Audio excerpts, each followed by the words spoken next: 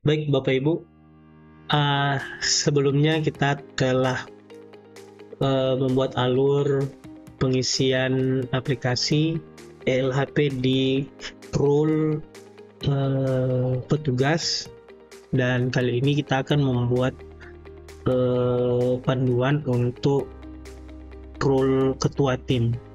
Namun untuk pengisian hasil pemeriksaan kurang lebih sama seperti yang dilakukan di role petugas. Namun kali ini di role ketua tim itu saya akan menjelaskan sedikit tentang alur di bagian monitoring evaluasi. Kita login dulu.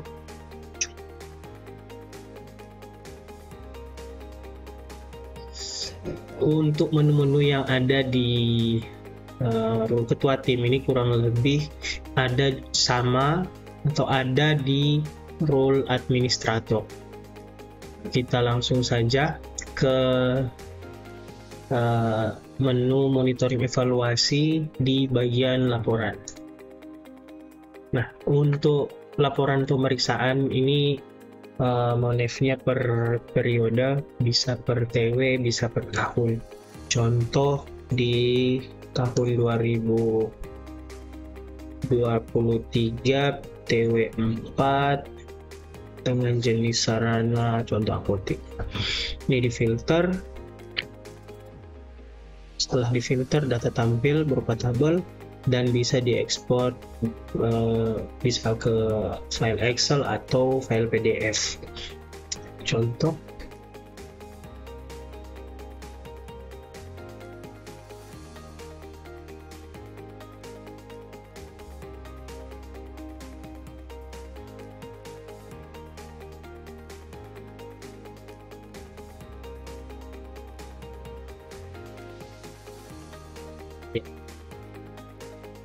kurang lebih seperti ini file yang tadi di-download.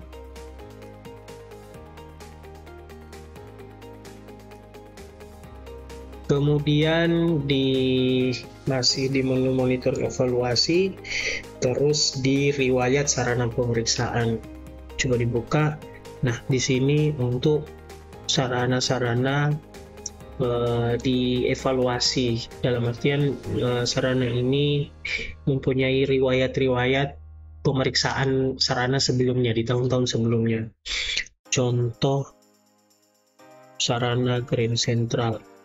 Nah, di sarana Grand Central ini ada satu riwayat pemeriksaan di tanggal 19 Desember dengan tujuan pemeriksaan itu intensifikasi pangan dengan nomor surat tugas sekian dan 2 temuan dengan status memenuhi ketentuan.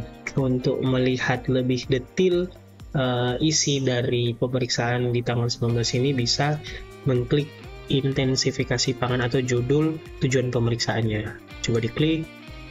Nah, ini informasi sarana dan temuan serta hasil pemeriksaan yang telah dilakukan pada tanggal 19 Desember. Seperti ini. Baik, selanjutnya kembali ke menu monitoring evaluasi di bagian analisa risiko. Di sini di bagian analisa risiko kita akan memfilter untuk contoh di wilayah Kota Manado dengan jenis sarana Sarian VAR, statusnya yang TNK di tahun 2023. Jadi di bagian ini, maksud saya di role ketua tim itu dapat memberikan pembobotan nilai di sarana yang TMK. Nah, di sini coba sebagai contoh di apotek minus 1, klik analisa risiko. Di halaman ini tampil informasi sarana dan inputan keterangan pembobotan. Nah, untuk keterangan pembobotan ini sebagai informasi, keterangan pembobotan ini tampil menyesuaikan dengan jenis sarana yang diperiksa. Jadi sebelumnya ada pengaturan di pembobotan sarana, ada di menu administrator, itu di bagian sini. Karena di ketua tim ini tidak ada, nanti kita coba di bagian rule administrator. Itu ada pengisian keterangan pembobotan. Nah, keterangan pembobotan itu ditentukan di sana supaya keterangan pembobotan itu tampil seperti contoh sarana jenis sarian VAR ini. Nah, bila dipilih contoh ini plat palsu, pilih 2 saja di versi bagian, disimpan. Nah, ini pembobotan nilai. Jadi pembobotan nilai ini diambil dari pengaturan pembobotan sarana yang sudah ditentukan oleh di rule administrator. Nah, jadi pengambilan keputusan ini berdasarkan dari hasil pemeriksaan dan temuan di sarana tersebut. Seperti itu. Kita kembali ke menu analisa risiko.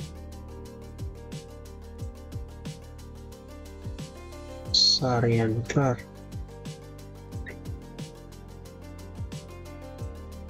Nah, nanti di kolom bobot nilai itu terakumulasi total dari nilai setelah diberikan keterangan pembobotan, seperti itu. Nah, ini kembali sini kita hapus dulu. Nah, ini sebagai contoh.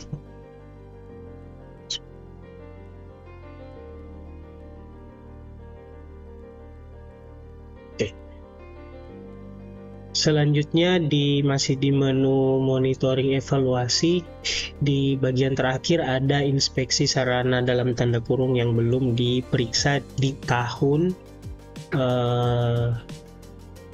sebelumnya. Nah, contoh di sini tahun 2023 dan di filter ya. Nanti tampil data sarana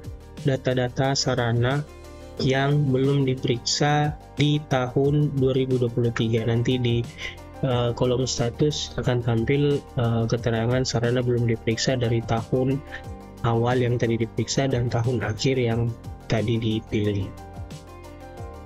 Untuk data awalnya itu data yang tampil berdasarkan tahun berjalan. Nah, ini ada 846, berarti seluruh data sarana yang ada di aplikasi ini belum diperiksa sama sekali. Karena dalam pembuatan video ini masih di awal tahun.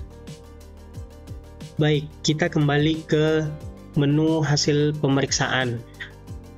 Di rule ketua tim itu ada sedikit perbedaan, di mana ketua tim dapat melakukan analisa risiko setelah petugas menginput laporan hasil pemeriksaan.